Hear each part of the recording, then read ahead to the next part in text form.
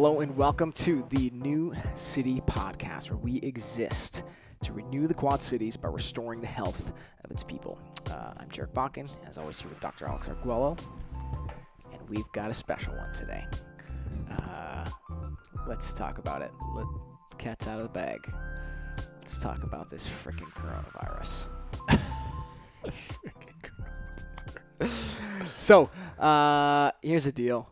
You know, we have been rolling here for a few months, kind of getting our feet wet with talking about our vision, talking about our philosophy of health, talking about the work that we are setting out to do to renew the Quad Cities by restoring the health of its people. And this whole global pandemic just kind of smacks us right in the face. Yep. So didn't feel very good. Yeah. So on one hand, kind of circumstantially, we had to stop the classes that we were doing.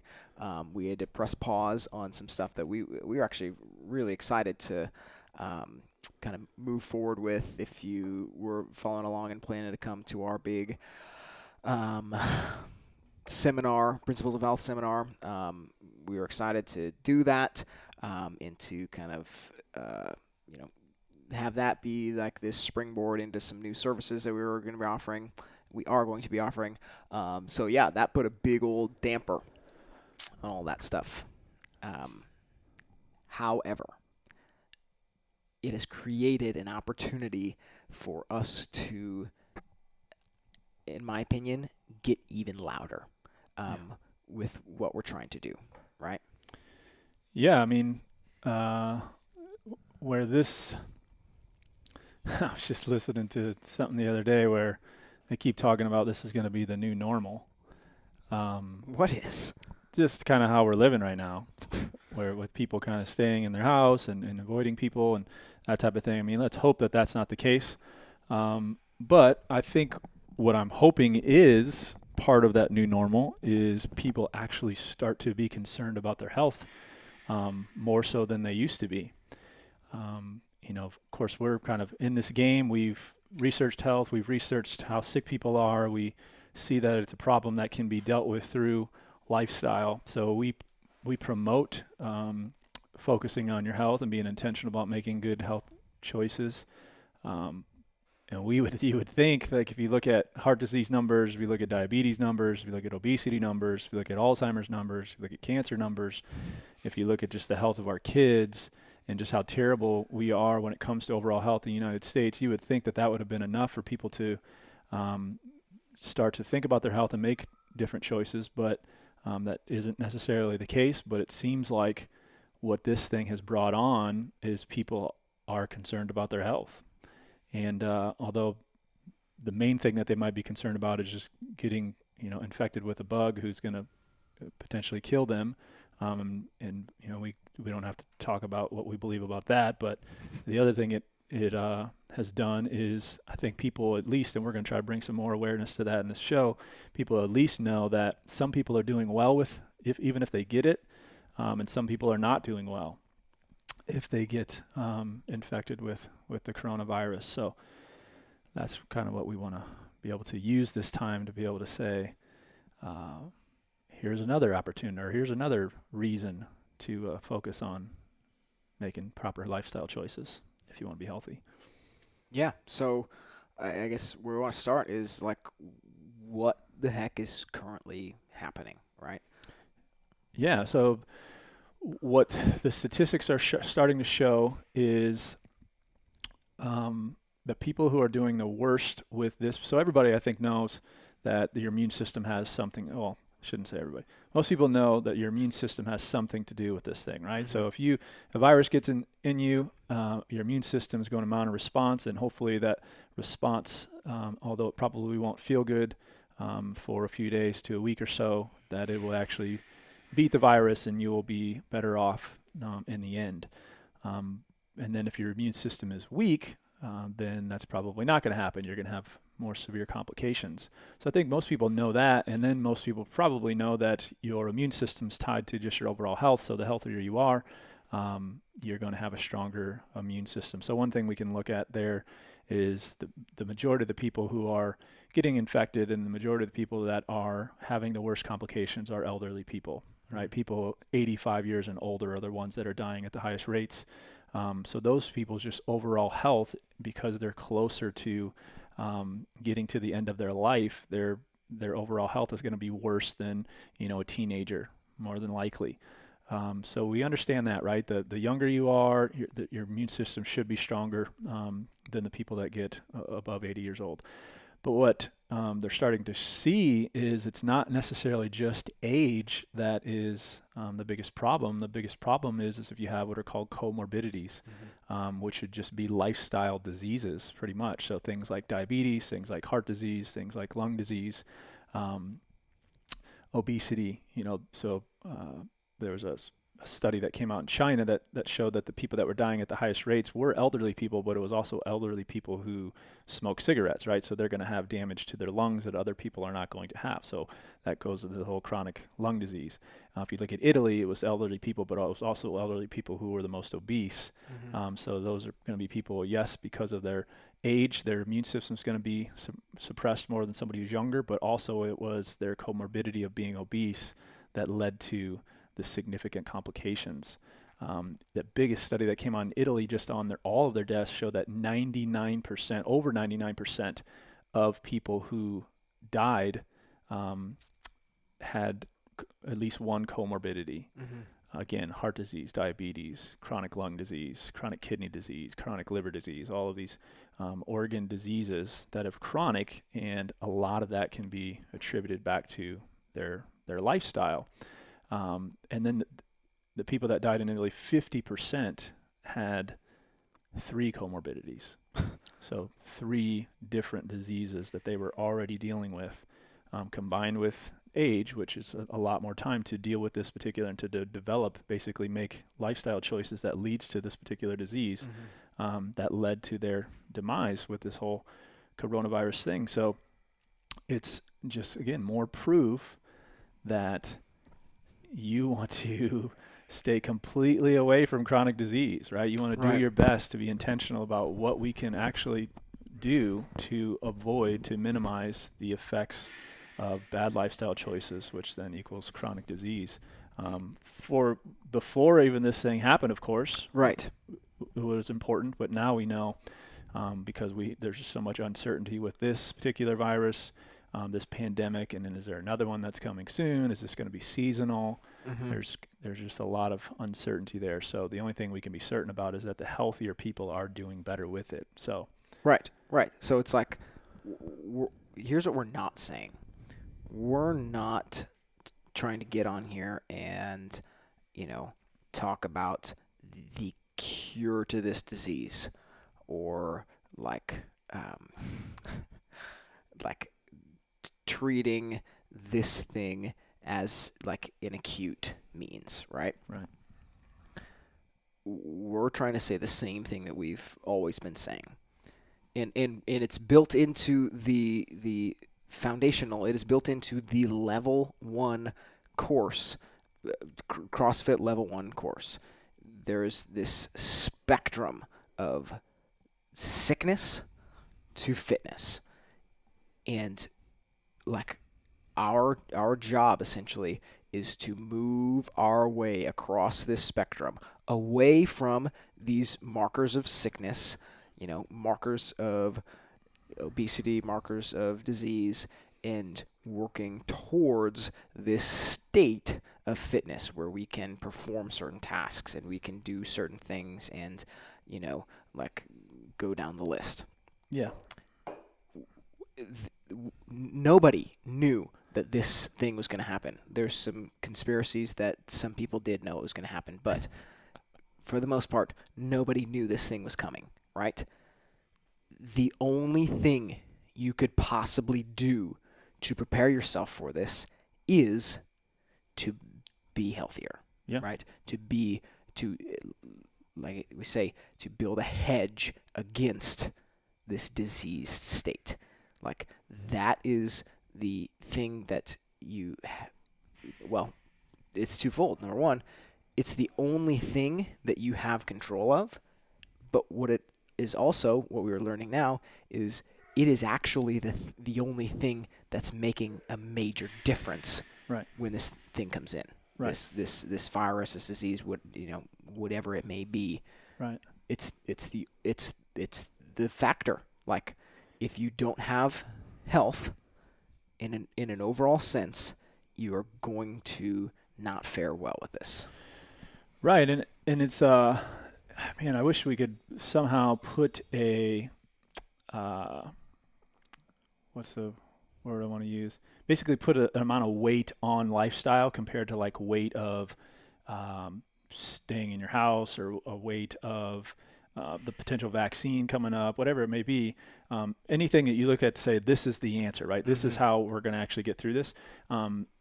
From my perspective, I think the lifestyle thing is what we should be putting the most weight on, because I'm still trying to figure out what people are thinking as far as what's their understanding of how this thing eventually gets beaten. Sure. Is it like when we get to summertime that it's just going to get so hot that this thing's going to die?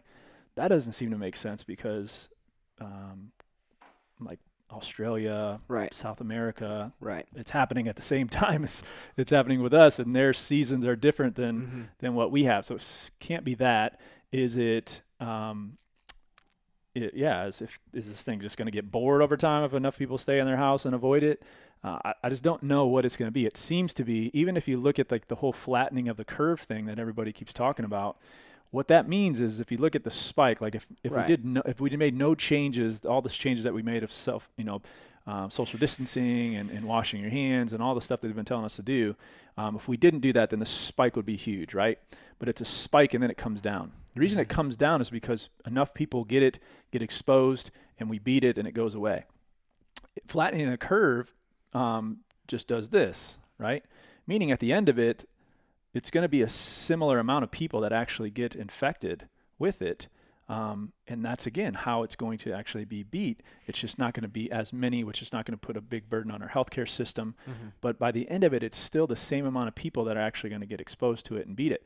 So I'm trying to figure out how do we ever get there, right? If we are avoiding it. And the only reason I'm saying this, I'm not trying to tell people to stay in their homes.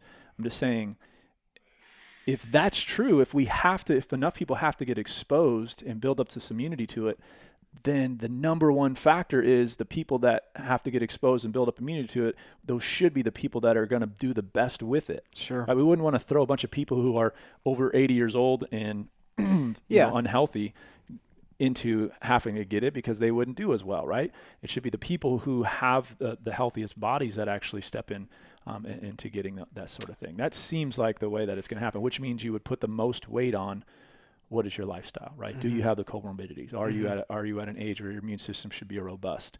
Again, everything back to what we're talking about. Yeah, and I think so it's still legal and appropriate and wise to go to the grocery store to get food to sustain your life.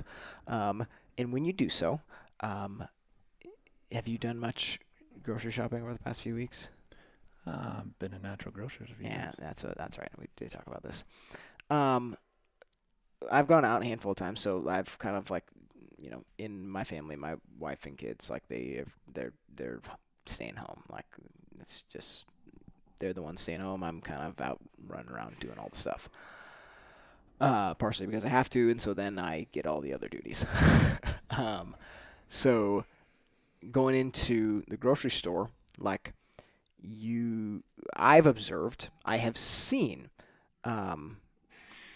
people with gloves and masks and whatnot, and to a certain degree, I can tell there's definitely more people who are older or obese or, kind of falling in a certain category that are taking these extra precautions because it's gotten out. The media has told them, these certain things are like extra risk factors. Yeah. And so I think people's awareness to this is high. They're saying, gosh, they are talking about me.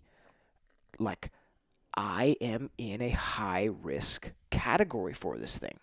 And so they're taking and rightfully so, like, rightfully, they are taking extra precaution to avoid this thing because it could mean something a lot more than if I get this virus, right? Yeah. Like, don't hear us saying this stuff is phony and we shouldn't be doing this. Like, no, this thing is very real, but like, there's a lot more to understand about how we should respond to this and how we understand health kind of in this context. Like, we are 100% for like preserving life at all times, right? If we weren't, like, it's true. If we were to just go out and, the whole model of I get infected, I don't know about it, I bump into 100 other people, like, we're contributing to, the mortality of this. Like, that's absolutely true. And so, like, we don't want to do that. We want to, by all means, promote life-preserving measures, but, like, we gotta understand that that is not the whole picture. Right. Like, that's the bottom line here, is that rather than, kind of living however we want to, that like, we can see the standard American lifestyle is destroying our health and compromising every aspect of our lives. Like, we can see that to be true if we just live how we want to in the standard American way, but like, that is going to result in you needing these kind of extra measures, in you needing kind of the emergency care of Western medicine. Yeah. And like, we're trying to just kind of peel back those layers, and this has given us a great opportunity to say, hey, underlying this whole thing is this little silver lining, that the thing that really matters is your health. Right. So if we just played out this whole thing, let's say so what I was referring to is herd immunity, meaning that enough people get it to where there's kind of this herd immunity to where you would protect the rest of the herd who hasn't got exposed, because so many people have got exposed and this thing gets beaten. We don't know exactly if that can happen. We don't know what it takes for that to happen. But in the past, with other viruses, how it happens is some of them happen at around 60%. Some of them happen around 70%. Maybe it would even take 90% of people. But now take that in America, where 1 in 3 people have pre-diabetes or diabetes. Mm-hmm. Where 1 out of 2 men will get cancer at some point in their life. 1 out of 3 women will get cancer. 50% of men will have, 50% of people die of heart disease in the United States. So let's just say that we knew that this had to be the case, and we had to go and be intentional about making this whole herd immunity thing happen. You would not want to be in the United States. You wouldn't want to be picking the United States for somebody to be successful in making that happen, because you're going to have a lot of people with comorbidities, a lot of people with struggling health to try to go into and try to build up this herd immunity. So if you take that and then compare it to what if people knew about the principles that we teach, right? Taught? What if people knew about something like this that we're trying to do at New City CrossFit, where we're coming in and trying to develop a community of people that are on the same page and trying to go after the same intentional lifestyle choices for the purpose of not only improving their health, but then they can take that back into their families and improve their family's health, and then they can take that out into a city and then change the health of this entire city. If we could get something like that established, and then now something like this comes up, we would be in a lot better spot than where we're currently at in the United States.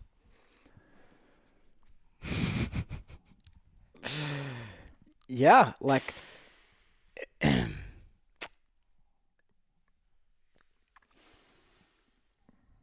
it's gosh, scary. Is that what you're saying? It is. That's kind of where we're trying to go with it. it's scary to think that, like, well, I don't know.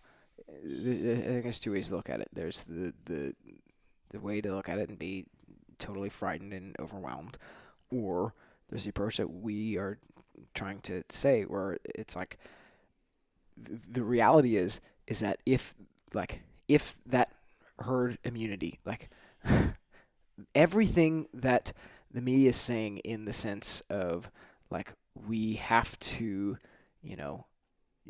distance for, the best chance at, maximum like survival from this, right? That's true because of the state of our health. If this thing just like spread through the entire nation, like the numbers are, and I think they understand this. They know those numbers. They know the health of the American people, and they know that how this thing interacts with sick people, like they are going to need this extra measure of care that we don't have the capacity to handle. Yeah. Right? So I think the other way that we need to look at this is, hey, like I think we have a responsibility to play our role here in doing whatever we can to actually do something to reduce people's need for that great measure of care with this, right? Oh, yeah. Because we know how to obtain health, like we don't understand the like inner workings of how this vaccine, or not vaccine, yeah, that's a Freudian slip, how this virus like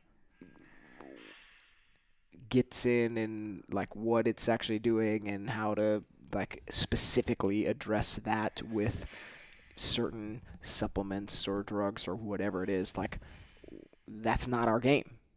Our game is like we know and we understand that we are the people who can actually help people not need that stuff. Right. So think about that, this whole flattening of the curve thing. So how do you flatten the curve? Well, you social distance, you stay in your house, you wash your hands a lot, you don't go to grocery store, basically shut down the economy to flatten the curve. Well, how about another way of looking at flattening the curve would be, how about we just have a bunch of healthy people? That would flatten the curve. Why? Because the curve thing being flattened, the purpose of it is to not put a huge burden on our healthcare system. Right. Well, if a bunch of people were healthy, and they wouldn't put a huge burden on our healthcare system. We don't need to. Right. That's the whole thing with like these tests or whatever. Like they aren't giving out a ton of the tests because they're doing a little bit of the pre-screening and basically like determining if you are healthy enough to get through this thing on your own, right? Mm-hmm. And so like if they can determine that, like your risk is very low, just, again, keep your distance, stay at home. Like it's funny. The healthcare system knows that you have a very intelligent body and it's going to fight this thing off. Right. Like, so what we can do is we can continue to promote the things that are actually going to, do just that. Like reduce your potential need for this extra measure of care. Right. I mean, and even if you end up needing it, I mean, that's what it's there for, right? So, we would thank God in that case that it's there. But if we had a bunch of healthier people, there would be a lot less of a need for it. So then it would be the people that would actually be an emergency situation that they had no control over, where now it's a bunch of people that need emergency situations because they didn't take control prior to all this thing happening. Yeah. So we're going to take a real quick break here. And when we come back, we're going to talk about how CrossFit actually works us towards a state of health. Stay tuned. Wow, look at that. Perfect timing. My mom's calling me. Pardon the interruption for a brief word from our sponsors. It's funny. Our sponsors are also the same guys who are talking to you. But this show is brought to you by New City CrossFit. Okay. These are strange times if you're listening to this during the whole coronavirus pandemic. One thing that you can do to help out and support us, we've got this really cool t-shirt that we are selling. It's a great t-shirt. If you're watching the video, you'll see it because I'll put it over top of it. But it's a great t-shirt with some black writing, and it says, "Keep calm and promote health," right? There's a lot of craziness going on right now. Lots of people who are not calm and are very anxious, and rightfully so. This is strange and scary times. But our message kind of stays the same. We want to keep calm and promote health because we know it matters. And that's kind of what we're talking about in this whole episode. So if you want one of those t-shirts, let's see. You can go to newcitycrossfit.com. We're going to make up a link here. / keep calm. That's what we'll do. KEEPCALM. newcitycrossfit.com / keep calm. That's going to take you to the site where you can purchase one of those, and it'll get shipped right to your door. And yeah, that'll help us out in this time where we can't really conduct our normal business and hold our classes and whatnot. And you'll get a sweet t-shirt that you can wear during quarantine time and after, because it's always applicable. Cool. Back to the show. So let's talk about it. Here's two things I want to talk about. How is CrossFit the answer to, you might say the answer to chronic disease, but we'd also just say, how is it that what we are doing and promoting and teaching actually works us away from sickness towards wellness, towards fitness? So that's kind of the first question. And then, like, as a part of that, like, we want to actually give you guys some value and, like, you know, what you can actually be doing now as you're at home and kind of in your quarantined, isolated state, right? So how's CrossFit actually the answer? Yeah, well, a big part of why people are having chronic disease, things we've already mentioned in this podcast, is their lifestyle choices. I don't know that we could put a percentage on it, but it is, I've seen some statistics that say, because a lot of people think things are just genetic when they think about cancer and heart disease and diabetes and all that. There's some research that shows that 95% of all cancers and heart disease and chronic diseases like that is due to lifestyle, not genetics. Mm-hmm. So there's a huge component there of what are the daily choices that you're making for your health that determines your health outcomes. And CrossFit is, everybody knows CrossFit is just being a way of working out, which that's definitely it, and that's a piece to what we'd be talking about. But it's just it encourages you to be intentional about your lifestyle. I don't know of very many.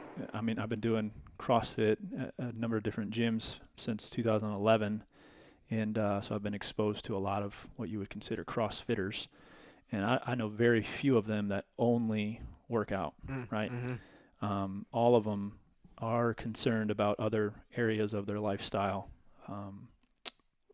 when they become a CrossFitter, The people that aren't are probably people that just try it for a little bit and then stop. So there's something about just being part of a community like that changes you in a way that doesn't just keep you as one who exercises.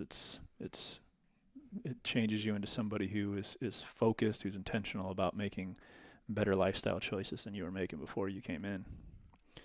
And that's going to be the answer, right? It's the intentional lifestyle changes over the course of time that is going to lower your risk of these chronic diseases. So when you're talking about that kind of continuum of sickness all the way over to fitness, it's lifestyle choices that move you away from that chronic disease. And CrossFit is just super good at encouraging people and keeping people accountable and coaching people and all those things that it's necessary for people to keep making those changes. Right. Yeah. So, like you mentioned a little bit, but most people understand CrossFit as this is a workout regimen. Like you're doing barbell lifts for time, right? Um, it's a very, very, very small, little, tiny picture of what CrossFit actually is. Um, so to say, oh, working out and lifting weights, that's the answer to chronic disease. No, it's not actually. Um, Moving and being active is absolutely a major piece of it, but CrossFit, at its foundation, the first thing is understanding how to eat, right? Understanding nutrition and fueling our bodies, eating real food, giving our bodies what they need in order to survive and thrive. That is step one, right? And then from there, working towards fitness, we layer in some of these other things like, you know, weightlifting and running and go down the list, right? Yeah. Yeah, I mean, and I would even say, so CrossFit, I think it's gotten so popular now that people know it by watching it on TV, or so they know it as a sport. Or Sure. maybe they don't even know it as a sport. They know it as there's a bunch of CrossFit gyms around. But CrossFit started with them just posting a workout online Mm-hmm. and people being able to do it from their own, whether they went to a gym or they worked out in a garage, whatever it may be. So you could do all right. You could this whole pyramid thing of nutrition and then strength and all that stuff. You could do that on your own, Mm-hmm. right? And you would be pushing back the darkness of chronic disease for yourself. But it could also be very difficult for you to do that unless you're a highly motivated person. Right. So I would say with even what's not necessarily encompassed in that pyramid is the actual gym atmosphere Yep. that CrossFit gyms promote is, yes, all those things that make up the pyramid, but first you have to be able to become a person who wants to do those things, who wants to focus on nutrition, who wants to get stronger, who wants to learn gymnastics and all that stuff. And if you're not part of a gym who is focused on that and who's able to teach you those things and help have other people around you who want to learn those things and want to do those things, then it's going to be very difficult to be successful. Which is why we're doing what we want to do. It's not necessarily because we're 100% about that pyramid thing. I mean, we would absolutely agree with it, but we felt like this environment of the gym is what was going to help us get to helping people change the quickest and be the most effective at that. Yeah, and what's funny is not only is the community-based gym, not only does that help,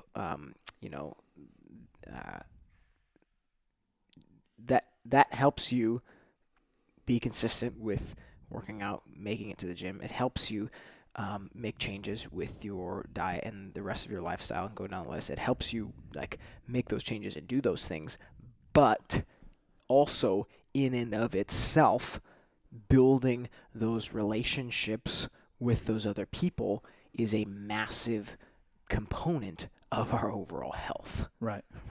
It's not just that being around other people and having a coach helps you eat better and move better. Those things are in and of themselves contributing factors to our health. Right. And we're seeing, the opposite of that with this whole thing that we have to go through. People are not able to come and work out at the gym and be with the people that they are typically with. So they're not able to just have those social relationships that they might not be recognizing how important it is for their health, but it's absolutely important for their health. But then they're also, as they're away from that, we've heard people talk about how it's more difficult to eat healthy, how it's more difficult to exercise. My sleep has been thrown off because now I'm staying up later and watching TV, and basically your whole lifestyle goes away. Not because you don't know it's important in your head, it's because your rhythm of coming into a gym and being part of a community who are doing the same things, that's been taken away from you to a degree, and now we can see how much more difficult it's becoming for people to actually do what they want to do. Yeah, I mean, I have heard this from so many of our members. Like, they didn't realize how much just coming here, first of all, just having a rhythm of like, this is the time I work out every day, this is the time I go to the gym, coming here, being around other people, cranking the music up, having a good time. They didn't realize how much that stuff actually mattered to their overall success. Yeah. Yeah. It's huge. It's huge. And I mean, again, just think about, these are people who have been at least part of a gym for a while. So they have been able to develop some sort of a habit by just doing all that, and it's still difficult for them. Yeah. Now you take the people who have never been part of that, right, and have nowhere near close to good habits, how difficult it is going to be for them to keep chronic disease away. Yeah. So, so the way that we teach health and teach our philosophy on health is what we call our principles of health. And you can go back a few episodes and we walk through each and every one of them, and kind of talk through how, what they mean and how that is actually working towards our greater health, right? So like this, if you're sitting at home, you got nothing but time, you should definitely watch that and get some ideas of what you can be doing. But like, in this current state, what are some specific things? Like, maybe it's just we're talking about some specific things that we are doing to kind of play out those principles and still be, maintaining and working towards being a healthy person in this time. Yep. So I think because many people are just staying in their homes, you could obviously still eat healthy when you're staying in your home. I'm not saying it's easy to do that, and we'll get into why it probably is not going so well for people. But I think movement is just the biggest thing, right? If you're staying in your home, especially if you're working from home, it's just a lot more difficult to get movement. So I haven't been able to do the workouts that we've been getting from home, to do at home, really very much at all. But I've been finding other ways to move, right? I've been trying to get out and do walks. We went hiking over the weekend. I went on a run with my son, and then trying to do the workouts as much as possible that I can. So I think if you just focused on that, because then that translates to everything else. Like if you are a person who is used to moving and then you go to not moving, it makes you depressed. It makes you want to eat bad food. It makes you, because you didn't actually put in work to then earn your rest at night, you probably aren't sleeping as well. It's a kind of a catalyst into other things going poorly if you're not doing that one thing properly. And then this is also a great time for focusing on your sleep, where, I mean, we both have kind of seen this, because we have a way of tracking our sleep. But once we got out of this, our normal rhythms of going to bed at a certain time and waking up at super early, when we're able to sleep in a little more, we get more sleep, right? We get better sleep, which this is a time where you can start focusing on that, of kind of developing good sleep habits, prioritizing your sleep, starting to play with some of the things that you don't normally worry about, as far as, avoiding eating at certain times before you go to bed, avoiding screens before you go to bed. All those things are good. And then, of course, nutritionally, hopefully people are still focusing on that, because this could be a dangerous time if you are at home all day long and you have bad food in your house. More than likely are going to be eating a lot more of that bad food. So, of course, the recommendation that we would give is you wouldn't have the bad food in your house. But if you do, that you would hide it. You would make it difficult to get to. But even if it's not bad food, that you would try to avoid grazing all day long, and just keeping those blood sugar levels and insulin up higher than you want them to all day long. So this would be a great time to try out some different forms of fasting, whether it's just time restricted eating or intermittent fasting. I think we've both talked about in the past, it's a lot easier for us to fast when we're busy. Sure. So it might be difficult for people to do when they're just at home and not as busy, but it could also be a lot easier for you to do that, because you're not having to perform as much. So you can kind of worry about the getting hangry a Yeah. lot easier when you're at home. I feel like I could do a whole episode on anecdotal data that I've been gathering on myself. Yeah. Oh yeah. But one of the things is that I think will be valuable. Um, so you mentioned like the whole sleep thing. Yeah, like on a normal week, like 8 hours of sleep is my max, right? And it's only going to go down from there, right? It's like Yeah. my wake up time is set. It's like I can only go to bed so early.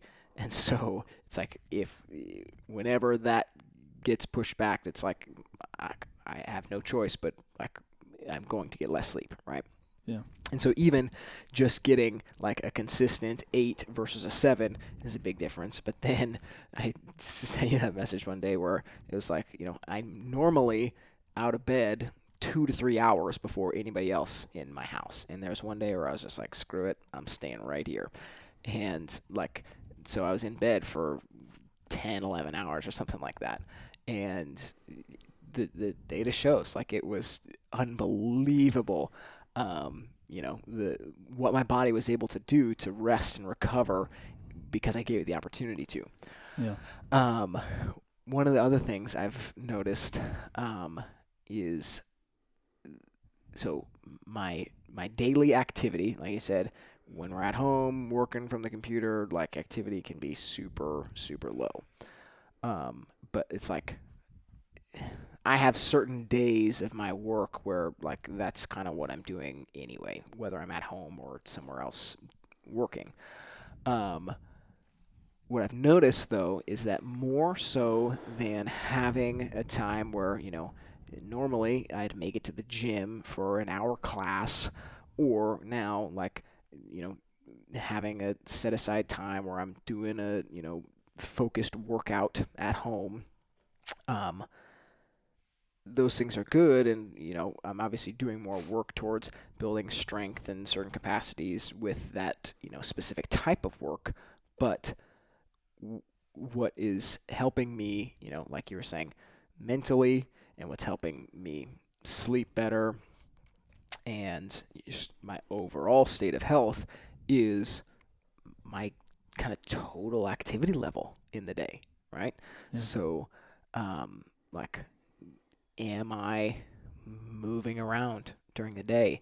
Am I doing a lot of walking? Am I picking things up and carrying things and, not being still and sedentary? Like, am I, um, you know, Sunday, a couple of days ago, I was cleaning and then I was painting and then I had to, go to the store and get something and walk through the store or whatever.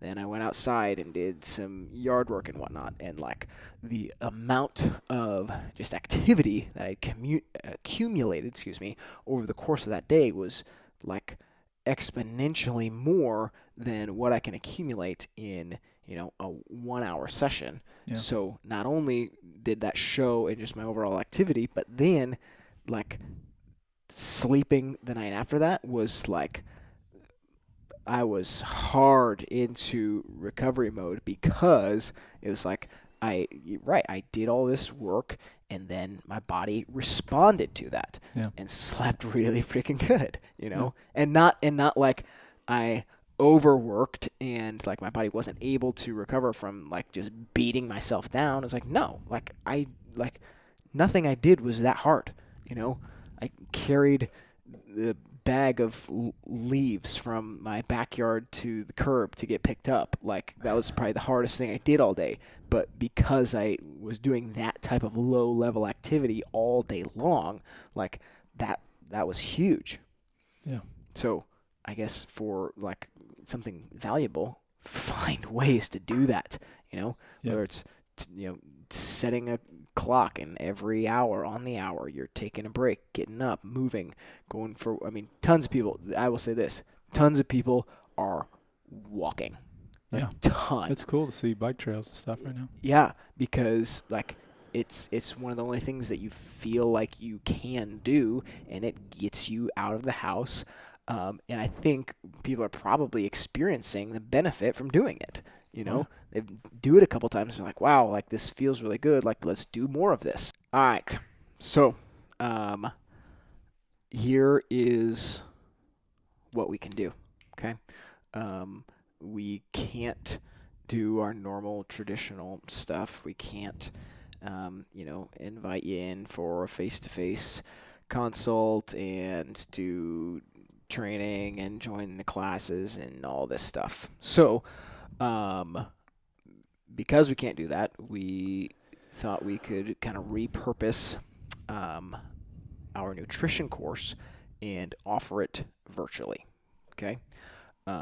So we've got an 8-week nutrition course where we teach, our principles that pertain to food and how to eat.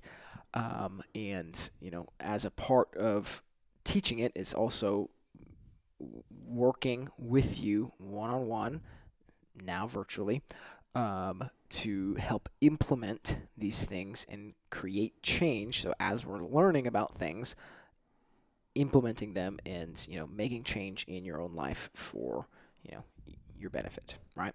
Yeah. Um, so I mean, I guess for our members, I mean, we are providing as much resources and material as we can to stay active and stay moving and still working out from home and whatnot. And so I guess if you are interested in getting in on that, that is something that we are currently doing right now. But for anybody, member or not, we want to be able to offer this virtual nutrition course to help apply and implement some of this stuff.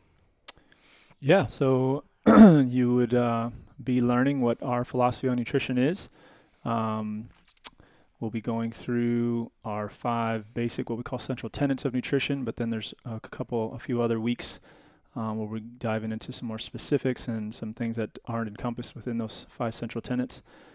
So it's kind of a combination of both Jarek and I's personal experience with nutrition, some just education that we've got just doing our own research, reading books and articles and watching videos and podcasts and stuff online, as well as some more formal education on nutrition.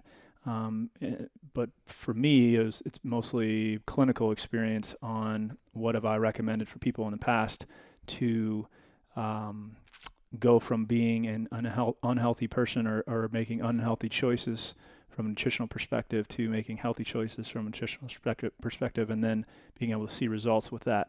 And then Jarek has some, just being a personal trainer, has some similar stuff of being able to help people in that same way. So you're going to be getting kind of your hand held throughout this whole thing. You'll not only be learning, but you'll also be held accountable, and you'll be given homework, and you have somebody to celebrate with you at the end of it once some changes are being made. So what a great time to do it when you can't focus on other things that you probably want to be focusing on. It's a good time to be focusing on trying to develop some habits nutritionally, so that when we get back into everyday life, normal life, you'll be ready for it to keep those rhythms going. Yeah, for sure. Cool. So if that is something that you would be interested in, again, it's an 8-week program. We'll meet virtually every week for 8 weeks and kind of walk through. We've got some other educational pieces, like Alex said, some homework, and as we're going, also implementing these things, and we're working with you to create change in specifically your diet and with your nutrition. So if you're interested in that, reach out to us. Like I said, we kind of can't do things in our normal traditional sense where we would get together and be able to do all that. So, we just kind of need you to contact us, and then we can, work through the details for doing that. Cool? Cool. Sweet. Yeah, I think that's all. Again, if you're also interested in the having some resources for home workouts, that is something that that is what we are doing for our members currently. So also with that, reach out, and we can work something out with that. Can't kind of do our normal intake process for joining the gym, but if you're interested in something that we are doing, we can definitely work something out to offer that to you during this time, because whoever knows how long this is going to last. Yeah. So thanks for your attention, and we're kind of flying by the seat of our pants right now, not really knowing what to expect, not knowing when stuff's going to go back to normal. And so we're kind of just going day by day, week by week, and maybe some more of this stuff will progress as we are outside of our normal rhythms of being able to be in the gym and holding our classes and whatnot. So who knows what could happen over the next few weeks. So stay on the lookout. Made it here to the end of the show. Thank you so much for listening all the way through. If you like what you hear, here's what you need to do. You need to subscribe, because then you don't have to be scrolling through your feed and seeing when we got a new show. It's just going to show up in your feed, guys.